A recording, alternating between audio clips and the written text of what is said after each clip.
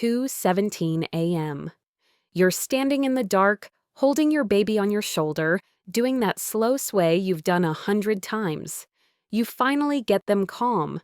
You lower them into the crib like you're defusing a bomb. And the second their back touches the mattress, eyes pop open. Your stomach drops. You think, "Why won't you stay asleep? We have a routine." If this is you, I want you to know something important. Sometimes it's not the routine that's the problem. It's the room. Because babies don't just wake from hunger or habit. They also wake because their environment is quietly nudging their brain to stay on alert. A tiny strip of light, a heater that cycles on, a cold draft that hits the crib at 3 a.m., a monitor that glows like a mini TV, a room that's too quiet until it suddenly isn't. These things seem small, but at night, small becomes loud. So in this video, I'm going to walk you through 6 nursery mistakes that can wake your baby up, especially the light, noise, and temperature ones that most parents don't even think to check. And for each one, I'll give you a simple fix you can try tonight without buying a bunch of stuff or changing your whole life. Let's make the nursery work for you instead of against you.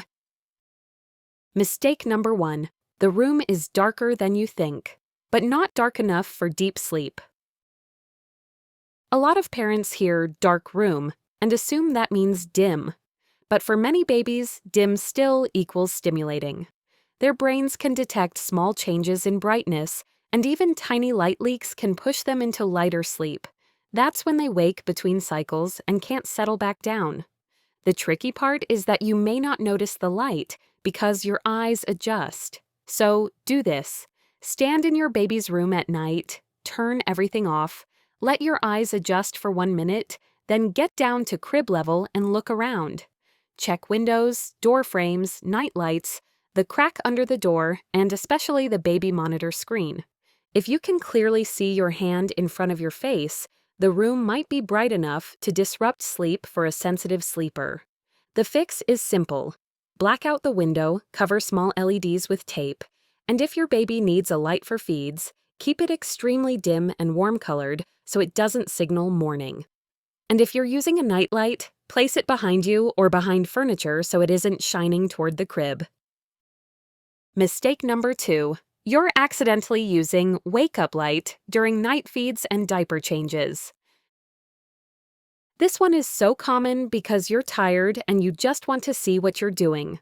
You flip on the lamp, the overhead light, or the bathroom light, and suddenly your baby's brain gets a clear message.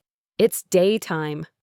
Even if they're sleepy, bright light can increase alertness. Then your baby finishes feeding wide awake, and you're stuck trying to settle them again. The goal during the night is not perfect darkness. The goal is minimum stimulation. Think dim, warm light, and keep your voice low. If you can, prepare your space so you don't need bright lights. Use a tiny lamp, a dimmable light, or a soft, warm glow that's pointed away from your baby's face. Keep the diaper change as boring as possible. No chatting, no eye contact party, no playful faces. It feels cold to do it that way, but it's actually kind. You're helping your baby's brain stay in night mode. And if you're thinking, but my baby wakes fully during changes anyway, try changing less often at night, unless there's poop, a leak, or discomfort.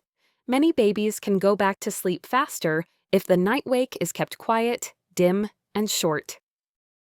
Quick note on swaddling. If your baby is young and not yet rolling, swaddling can actually be a great sleep helper. Done correctly, it can calm the startle reflex and help babies settle more easily and stay asleep longer.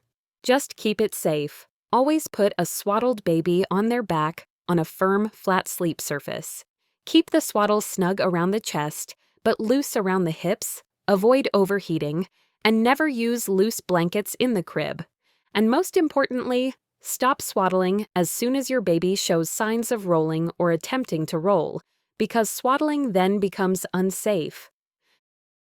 Mistake number 3. The nursery is too warm, or the temperature swings all night. Temperature is a huge sleep factor for babies, and it's not always obvious.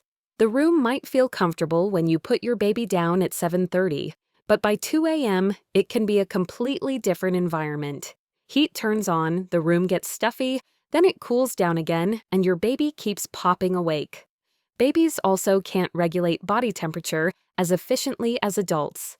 So, if they get too warm, they may squirm, grunt, and wake more often. If they get too cold, they wake because their body is trying to warm up. The hard part is that babies won't tell you, "I'm hot." They just wake and fuss. A clue is where your baby feels warmest. Check the chest or back of the neck, not hands and feet, because hands and feet often feel cool even when baby is fine. If your baby wakes sweaty or with damp hair at the back of the head, the room or clothing may be too warm. If they wake and their torso feels cool and they're curling up or startling more, they might be getting cold. The fix is to aim for a steady, comfortable room temperature and avoid dramatic swings. If you have heating or AC, try setting it to a consistent level overnight rather than letting it cycle aggressively. If you have a fan, it can help circulate air. Point it away from the crib. The key is consistency. Babies do better when the room feels the same at midnight as it did at bedtime. Mistake number 4. The crib is in a draft zone you don't notice.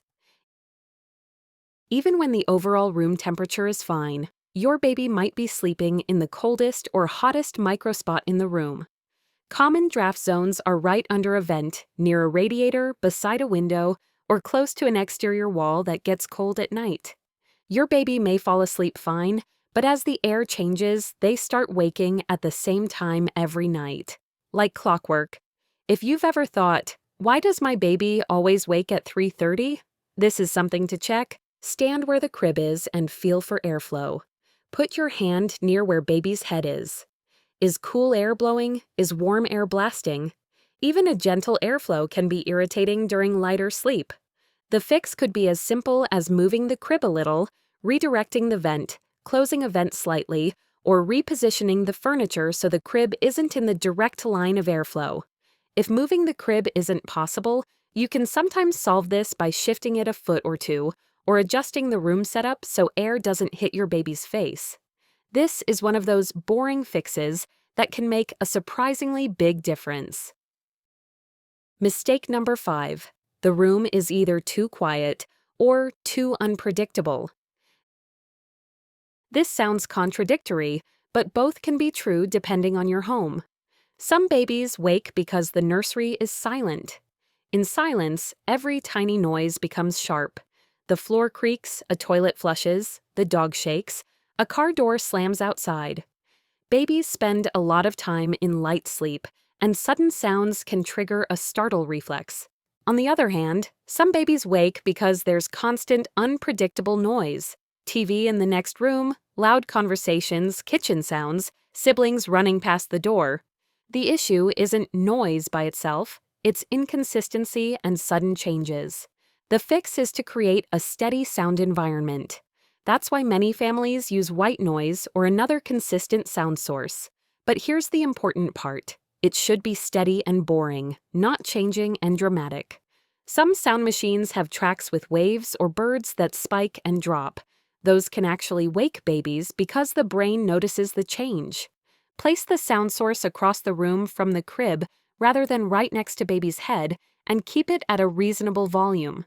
If you don't want to use white noise, you can still reduce unpredictable sounds by closing doors, using a draft stopper, or shifting the nursery setup so the crib is away from the noisiest wall. The goal is fewer surprise noises during those light sleep moments. Mistake number 6. A glowing monitor, a bright screen, or little lights everywhere are stealing sleep cues. This one is sneaky because it's not just the room light, it's the little tech lights that add up. A baby monitor with a bright screen, a humidifier with a glowing power ring, a charger light, a speaker light, a thermostat display. These tiny points of light can look like stars to you, but to a baby's developing brain they can be stimulating, especially if they're flickering or changing color.